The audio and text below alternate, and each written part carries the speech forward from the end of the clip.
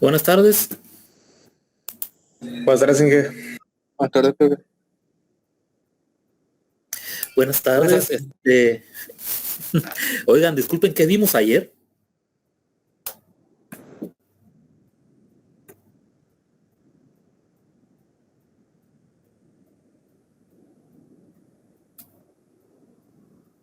Ayer tuve dos clases de esta materia. Estábamos viendo el error de cuantificación.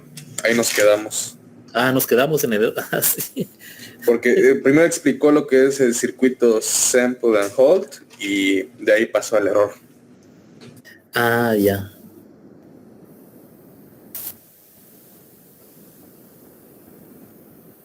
Luego me estaba quebrando la cabeza. Dije, bueno, ¿en dónde me quedé? ¿Con qué grupo? Bien, error de cuantificación. Pero sí vimos el funcionamiento del ADC de aproximaciones sucesivas, ¿verdad? Creo que no.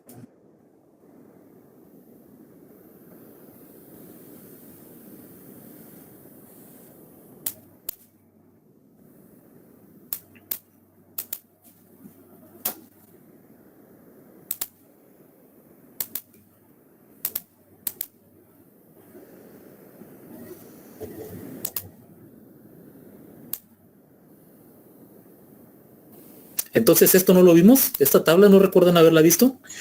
Sí, esa sí la vimos. Sí, profe, eso sí.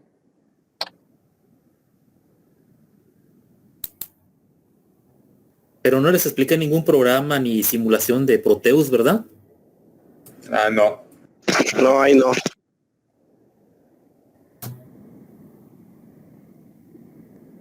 Bien, entonces, el teorema de muestreo.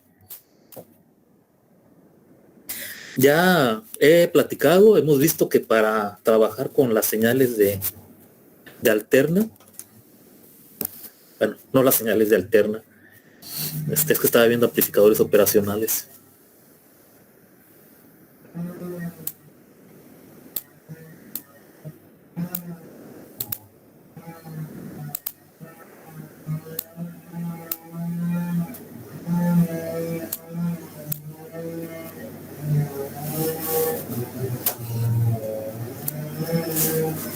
Bien, entonces, pues de una vez les platico para que lo vayan considerando.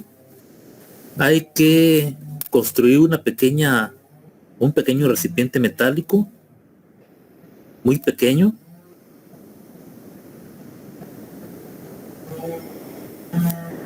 En él van a colocar una resistencia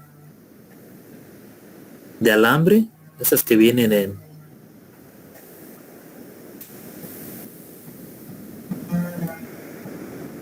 dentro de un encapsulado cerámico.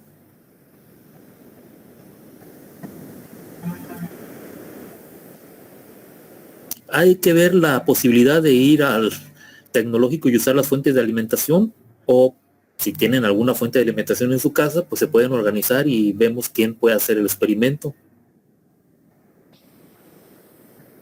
La resistencia puede ser de 1 ohm, de 5 ohms a 5 watts o 10 watts. La idea es que cuando conectemos la fuente de alimentación, pues comienza a circular una corriente a través de la resistencia y obviamente pues debe de empezar a generar calor. Entonces aquí le van a colocar un circuito integrado, un LM35.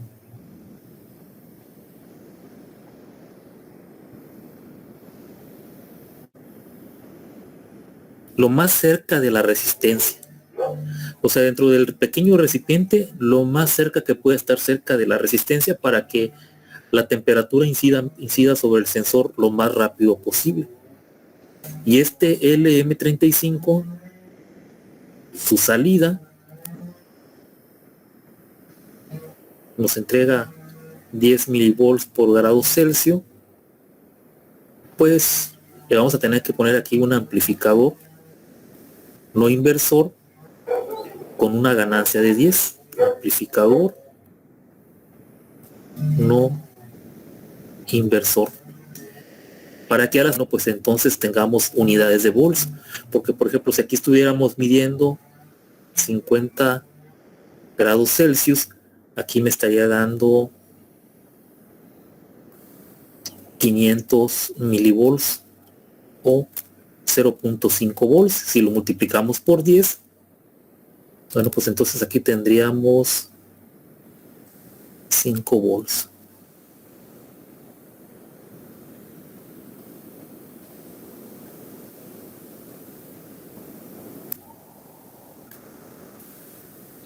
Y después, pues, vamos a auxiliarnos de la tarjeta de Arduino. La vamos a utilizar como un medio de adquisición de datos. Como una tarjeta DAC. Y de ahí la vamos a llevar a la PC.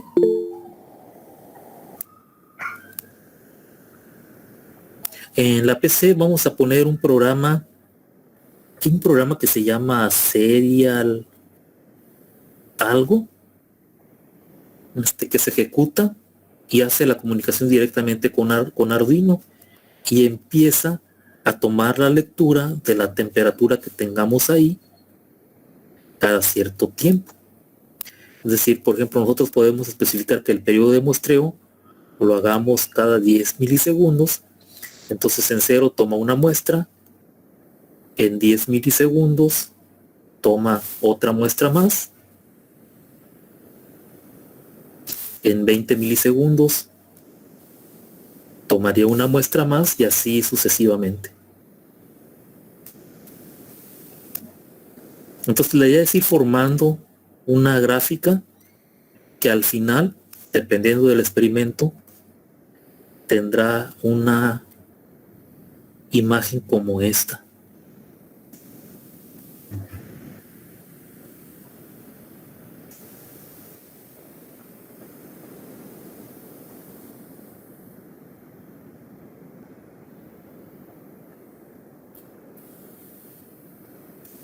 Y conforme pasa el tiempo verán ustedes que con este experimento la temperatura llega a un momento en que se mantiene estable o más o menos estable después de cierto tiempo.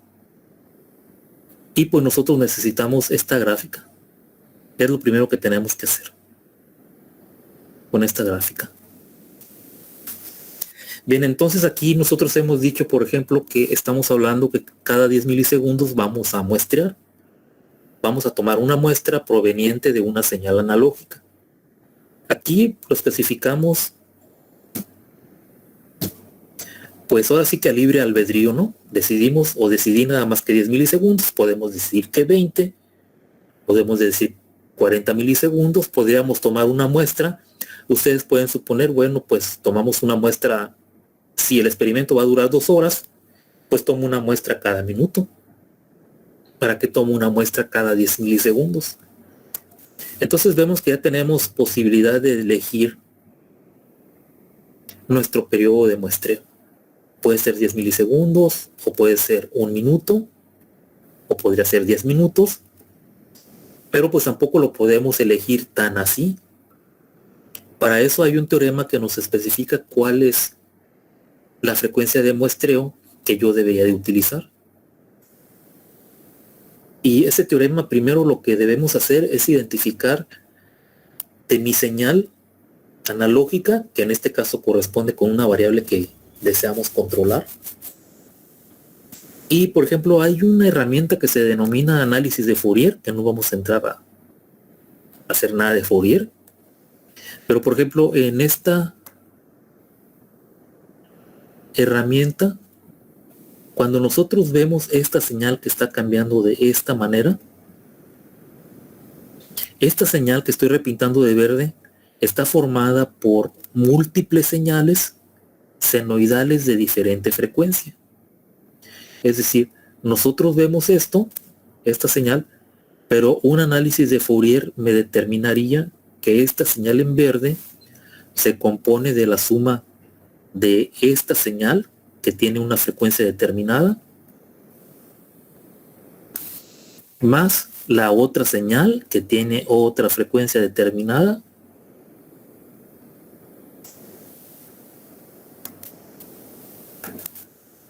más otra señal que vemos que tiene una frecuencia determinada, y lo que estamos viendo es que conforme estamos sumando más señales, la frecuencia está aumentando.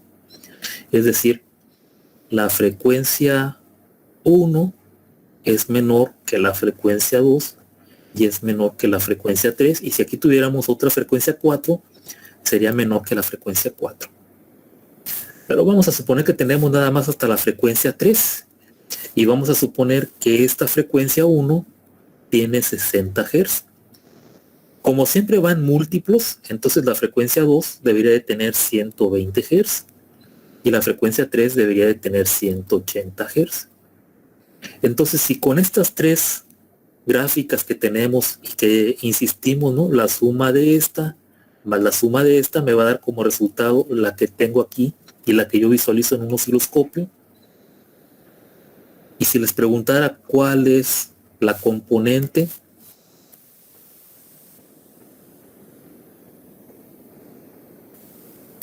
de mayor frecuencia, pues ustedes podrían responder que la de 180 Hz. Entonces, para aplicar este teorema de muestreo, lo primero que tenemos que hacer es identificar de nuestra señal analógica, la línea verde, cuál componente de frecuencia es la que está más elevada. Para este simple ejemplo, determinamos que la de 180 Hz. Bien, el análisis de Fourier solamente me va a regresar lo que tenemos aquí en esta pantallita con una gráfica de color azul y me va a decir el contenido de las frecuencias con las que está formada esta señal. El análisis de Fourier me va a decir, por ejemplo, que la frecuencia de 60 Hz tiene esta amplitud. Y aquí, digamos, aquí me marca, aquí tú tienes 60 Hz.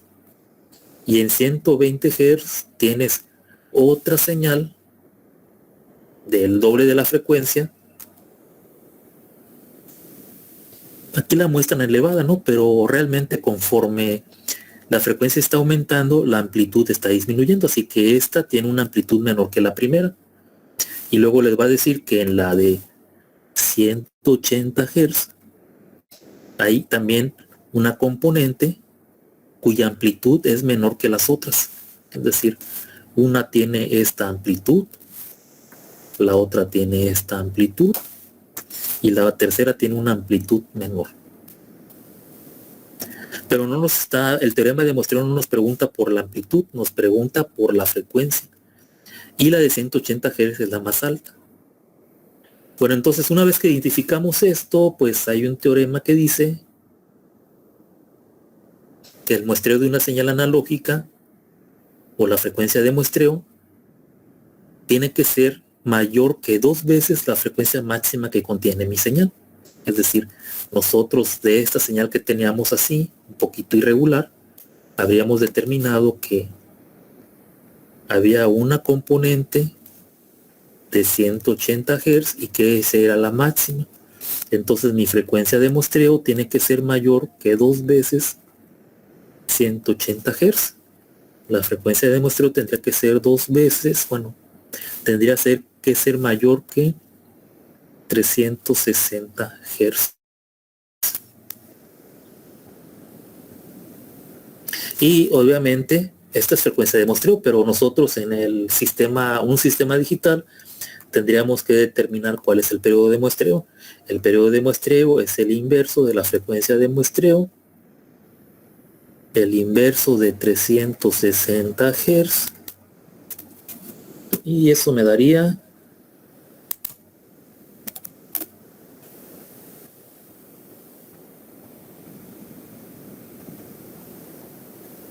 0.0027.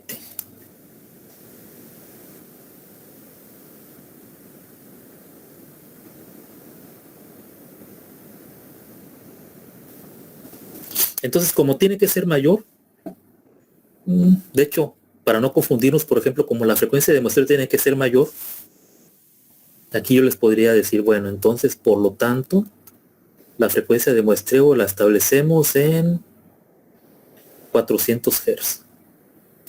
Y entonces recalculamos. Porque esta es la condición, si no voy a estar muy en el límite. Y aquí sería el inverso de 400 Hz.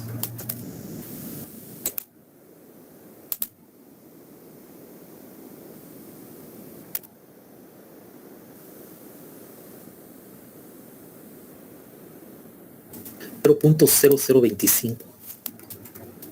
Bueno, estos serían segundos o 2.5 milisegundos. Y de esta manera determinamos la frecuencia de muestreo y por lo tanto el periodo de muestreo. Aquí en esta figura podemos ver cómo conforme van aumentando las señales de frecuencia, se va deformando conforme se incrementan el contenido de estas frecuencias, se transforma en una señal rectangular. Aquí, por ejemplo, vemos que la señal senoidal que ya está deformada tiene dos picos. Esta señal, la línea verde, se compone de una frecuencia, está en Hz, de 1 Hz, más otra frecuencia que tiene 3 Hz. Y la amplitud, aquí podemos poner 1, 2, 3, 4, 5, 6, 7, 8, 9, 10. 1, 2, 3. Vamos a suponer que hay una señal de 1.3 de amplitud A. Está en Hz, así que aquí tenemos 0, 1 a 1 Hz. Y hay otra, esta, más. Está a 1, 2, 3, 4, a 0.4, a 3 Hz. Y la suma de estas dos me da esta línea verde que tengo aquí. Entonces si le sumo otras cuantas, por ejemplo hasta aquí, aquí le estaríamos sumando una componente que tiene 5 Hz de 1, 2, vamos a suponer que es 2.5. Más, no, perdón, 0.25. 1, 2, 3, estaría entre 2 y 3. 0.25 a 5 Hz.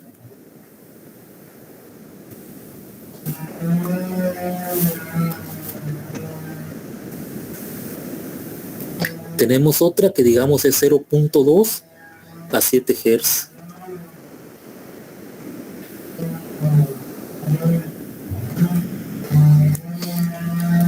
Y tenemos otra que está en 9 Hz. Vamos a suponer que es 0.15 a 9 Hz. Entonces la suma de estas componentes, podemos ver que la curva que está en verde se aproxima más a la señal rectangular que tenemos aquí. De hecho, esta rectangular contiene todas las frecuencias impares de las señales senoidales y su suma me da precisamente esta señal rectangular.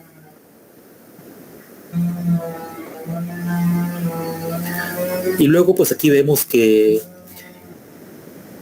este espectro, así se denomina, espectro de frecuencias, pues solamente lo vamos a tener como resultado después de aplicar un método que se denomina análisis de Fourier.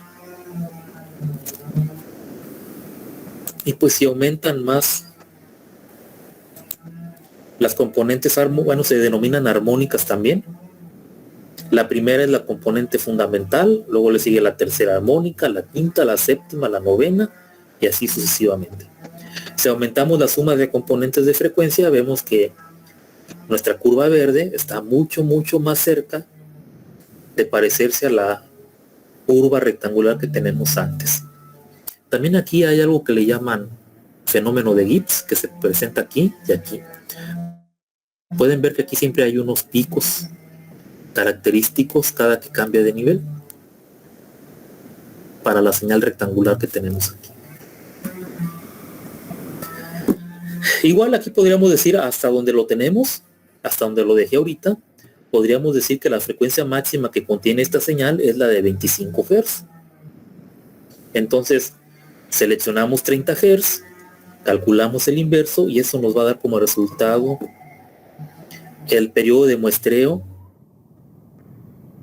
apropiado para este tipo de señal. Esta señal que tenemos aquí como curva verde.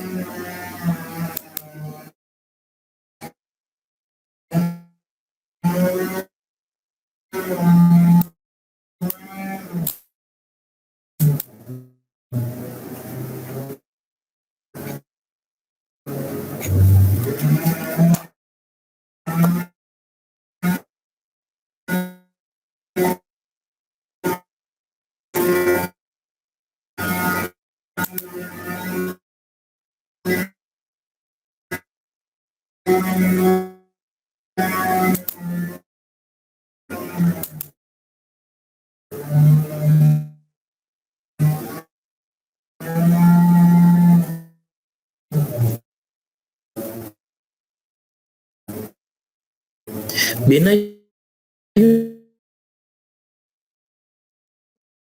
PWM, con una de las dos maneras lo podríamos hacer. Si no quisiéramos utilizar PWM, pues podríamos tener incluso nosotros nuestro microcontrolador. Aquí podríamos estar adquiriendo una señal analógica y en este caso este convertidor digital analógico es de 8 bits, quiere decir que necesitamos 1, 2, 3, 4, 5, 6, 7, 8 terminales del microcontrolador. Obviamente pues estamos disminuyendo el número de terminales del microcontrolador y había que seleccionar cuáles o si es pertinente hacer esto. Y aquí le podríamos conectar el DAC. Entonces aquí después tendríamos una etapa más. Hay que conectarle un amplificador operacional. Y ya después tendríamos nuestra señal analógica. Así que adquirimos la señal, la procesamos, le ponemos un algoritmo simple de control PID, la salida la mandamos en estas terminales hacia el DAC. El DAC en conjunto con este amplificador operacional voy a tener una señal analógica y esta señal analógica pues la podríamos llevar a nuestro elemento final de control, que podría ser un transistor NPN. Este sería mi elemento final de control, o podríamos llevarlo a alguna válvula o algún otro tipo que requiera una señal analógica para su funcionamiento. Este es el conexionado típico para el convertidor digital analógico. Aquí están los 8 bits que deberían de provenir de otro sistema digital que tenga 8 terminales de salida para conectarlos a estos puntos que están aquí. Requiere de unas cuantas resistencias y capacitores. Para el DAC 0800 aquí están recomendados sus valores. La salida está entre la terminal 2 y la 4, excepto que la salida de este dispositivo no es un voltaje, es una corriente. Es decir, aquí nuestra salida de este convertidor nos va a entregar el dato, pero en forma de corriente, no de voltaje. Obviamente que si el circuito que vamos a controlar lo funcionara con corriente, y si esta corriente es lo suficiente, pues lo conectamos de forma directa. Pero si estamos hablando, bueno, incluso el transistor, podríamos conectar el transistor NPN u otro componente que funcione por corriente proveniente del DAC.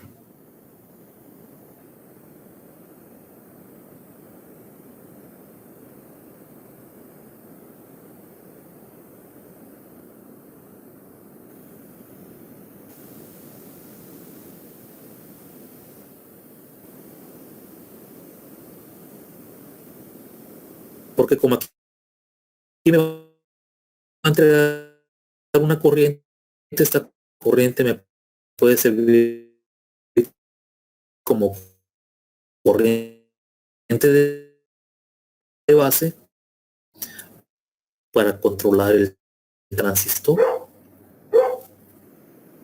Pero lo más común es que se realice con voltaje. Entonces, para eso le conectamos este amplificador operacional que está aquí.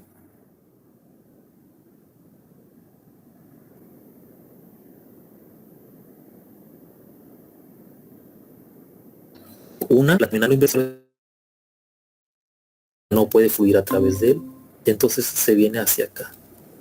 Esta corriente, que la vamos a llamar IFS, provoca una caída de voltaje aquí, positivo y negativo. Esa caída es IFS por la resistencia que tenemos aquí. Y entonces, como podemos ver aquí, este circuito que tenemos es un convertidor de corriente a voltaje.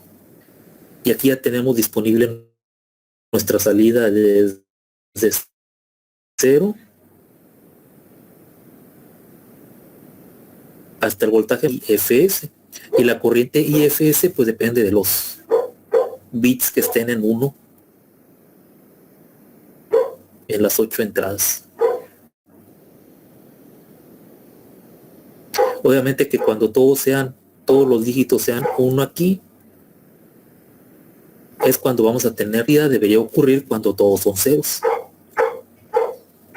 Bien, esta sería la conexión unipolar.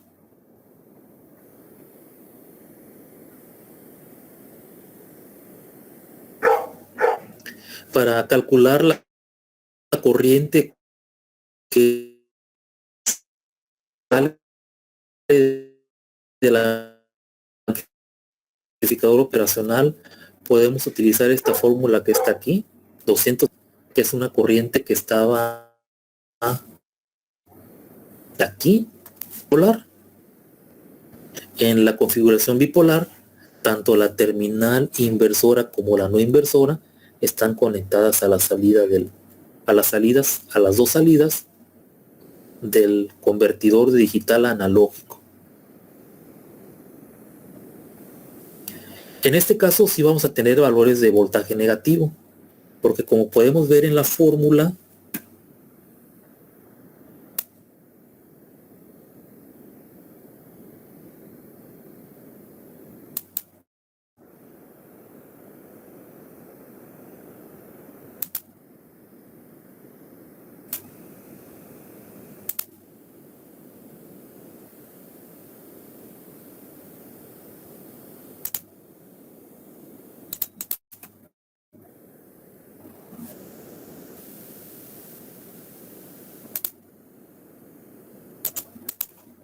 de salida en este caso 56, entonces si X es referencia, pues es el voltaje de referencia que está conectado aquí. Y la X, bueno, pues la X es el código de entrada al DAC.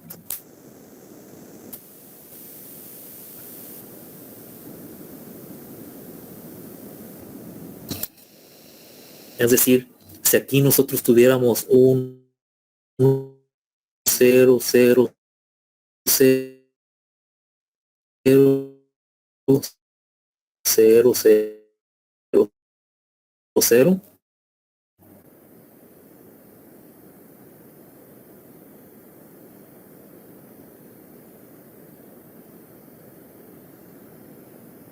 este número en decimal es equivalente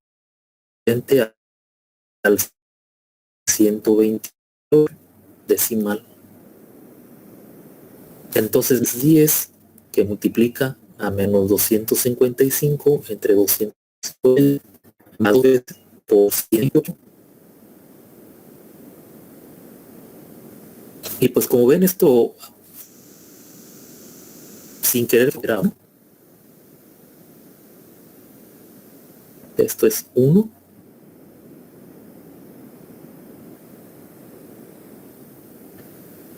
lo sumaríamos a menos 255 entre 256. Este resultado, como pueden ver, es un valor negativo, pero es menor que la unidad.